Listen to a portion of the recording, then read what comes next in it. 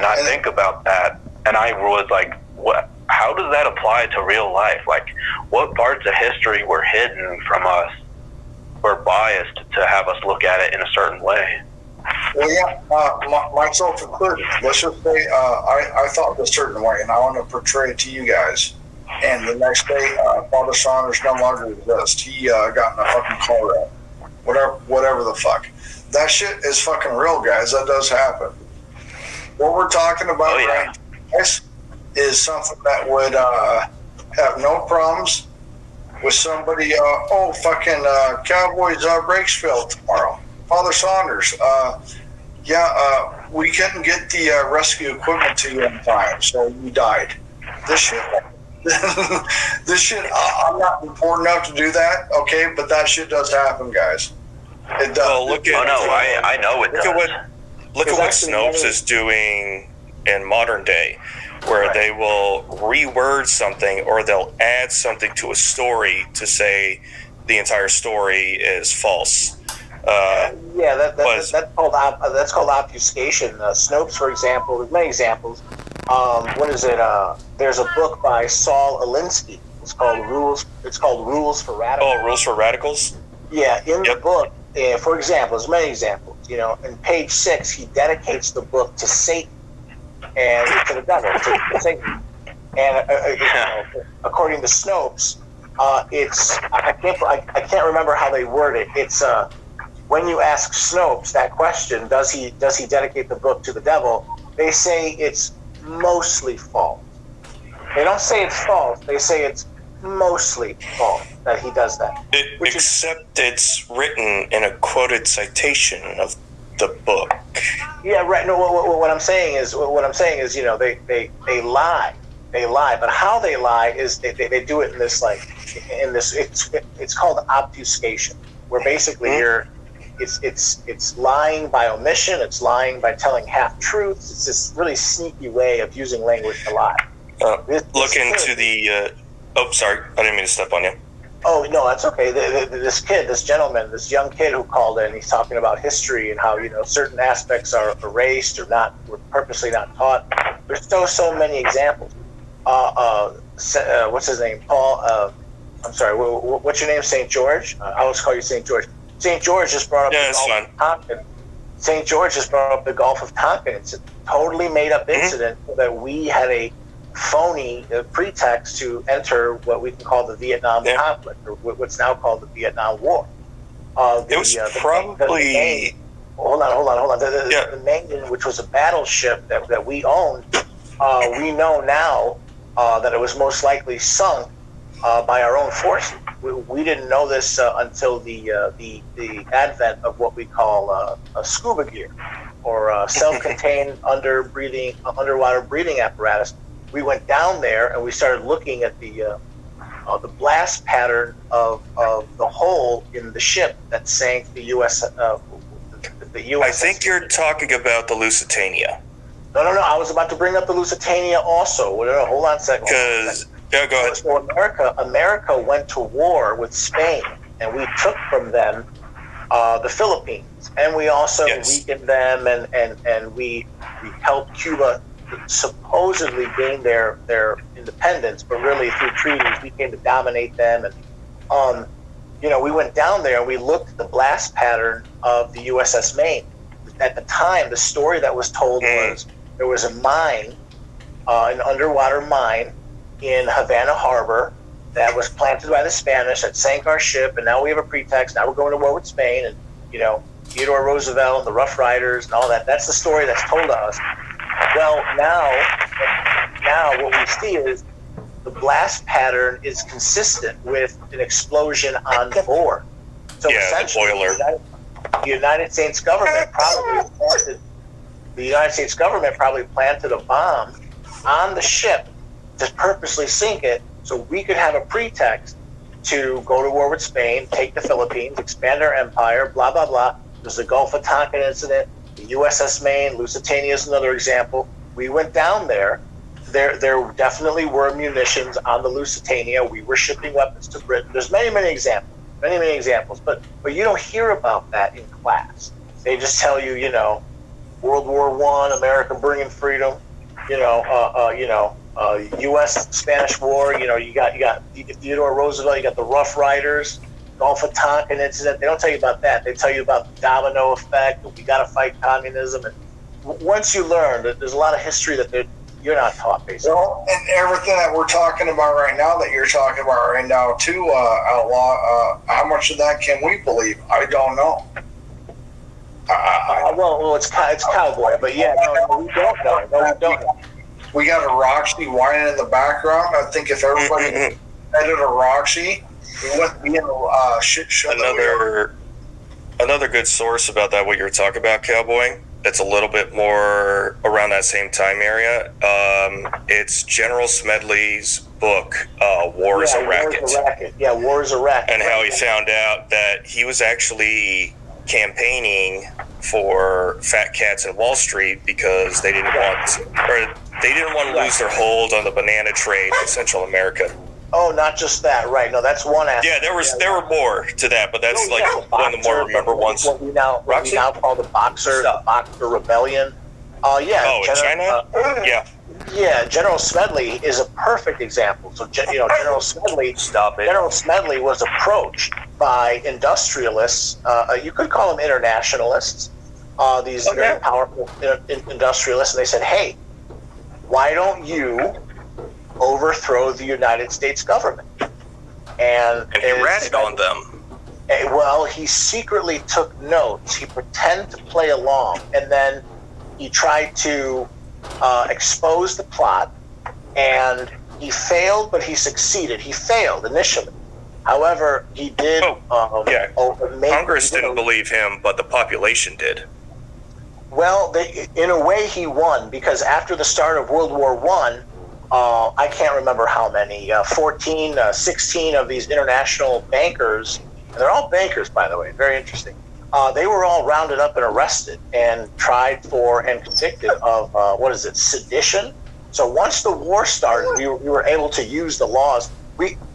Basically, he pretended to go along, but secretly he was for the Republic. He approached the government, and in the end, after the war started, we were able to get like some of these bankers.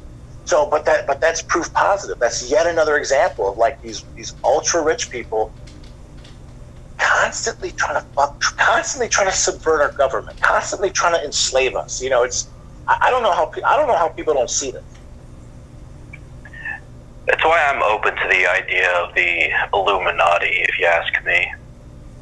Yeah, the Illuminati's real. My father is basically part of, not the Illuminati, the Catholic form of what you can call the Illuminati, or the, my father was, have you ever heard of Opus Dei? Oh, heard of what? Say again? Yeah, it's a religious faction. It is. No, because I'm Catholic myself, and I've heard that word before. Okay, Opus Dei. They're kind of similar to Jesuits, but not as militant. They are the Jesuits. Okay. Oh, they are the Jesuits? I thought they were different. Okay. Oh, no, you're right. Opus Dei is the lay version, or the lay branch. Do you know what a layman is? A layman is someone who's not part of the church. Opus Dei is the civilian branch of the Jesuit order. So I went to a Catholic grammar school. I went to a Jesuit Catholic high school, and then I went to a Jesuit Catholic university. And Opus Dei is basically a branch of the Jesuits. Okay. So all that's real. The Rosicrucians and Jesuits and the Illuminati and the Freemasons and just all these competing. I don't know what you want to call them. It's gangland, I tell you. Secret societies. Yeah, I guess. If you look on the American dollar bill, they got the Illuminati on it. Yeah, something like that. Yeah. There's a lot of iconography from even the founders' ages, because a lot of them were Freemasons. And a lot of what they did, the way that they designed the government, to the way they designed Washington, D.C., was an attempt to solidify their iconography or their beliefs into the country. Yeah. Have you guys ever heard of Jordan Maxwell? It is not familiar to me. No. No, he just died, unfortunately, last year. If you really want to take a deep dive into that kind of stuff, you could look him up. Or have you ever heard of Mark Passio? Mark Passio? No. Is he from 1800s? Oh no! He's alive today. Okay. He's the, what's that called? He calls himself a de-occultist. He'll teach you all about natural law and all that stuff. All that stuff is real, Illuminati and stuff. But it's all about money and power, and it's people think it's like magic and stuff. It's not magic. It's just psychology, behaviorism, and blah blah blah blah. Yeah, you're not wrong about that. The CIA is invested. Even back to the OSS days, they invested very heavily in psychological operations and how to apply that to their missions. MK Ultra. Sure. Yep. It's a classic. MK Ultra happened. The LSD experiments happened. What else? Tuskegee Airmen. Talk about a crime against humanity. Yeah, that's not so much. That's not so much. No, not the airmen. The Tuskegee experiment. You're talking about where they gave them. Are you talking about where they gave them the syphilis or whatever? Yeah, the syphilis to black people in Tuskegee County. Well, black in the South. Black officer, black air. They were all no. Too, right? There was an air corps called the Tuskegee Airmen, but they're separate because there's a Tuskegee County where they did these experiments where they intentionally infected people with syphilis and other things, and then watched them over decades to see what the results are for prolonged exposure, prolonged infection. Right. They also. Go ahead. I'm sorry. Okay. They also got the black community pretty much addicted to crack, and they pretty much, they got the fathers kicked out the homes. They encouraged all like the gangster rap culture in their culture as well. Right. Exactly. The black community had. Under CIA Director Deutsch, massive amount. This is part of the Iran-Contra affair. Massive amounts of cocaine were shipped from South and Central America into CIA airports. Arkansas, Little Rock being like the number one location. You have the rise of people like Freeway Ricky Ross. So the CIA needed to fund the Contras. Okay, there was a civil war going on in Nicaragua, and there was this group of communists called the Sandinistas. And they wanted to nationalize a lot of the money, and there were a lot of, I think it's called, United Fruit Corporation or something. It was one of our biggest corporations in that country, and they wanted money, they wanted power. The Sandinistas trying to overthrow. We had to figure out a way to fund the Contras, and so the CIA raised hundreds of millions of dollars. By shipping cocaine, buying cocaine on the cheap, shipping it here, and then teaching young black men who were very enterprising. Chief among them was a gentleman by the name of Freeway Ricky Ross, how to manufacture and distribute cocaine. And you can make my father was a Chicago police officer. In Chicago, they called it Ready Rock, or a crack cocaine.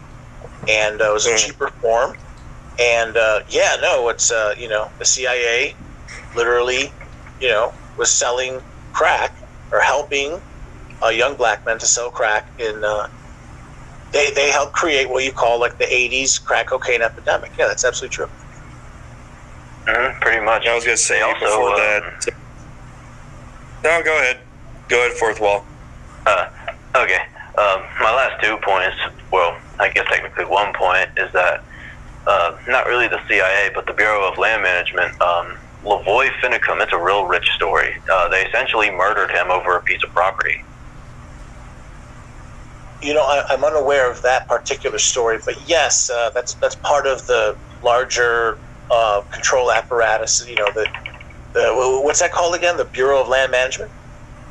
Yeah, essentially, the story behind Lavoy Finicum is that they were putting like devices and seismic data recorders on Lavoy Finicum's property. He was a ranch owner out somewhere on like the western plains or something, and he was digging the devices up and then telling the Bureau of Land Management, "Hey, get off my land.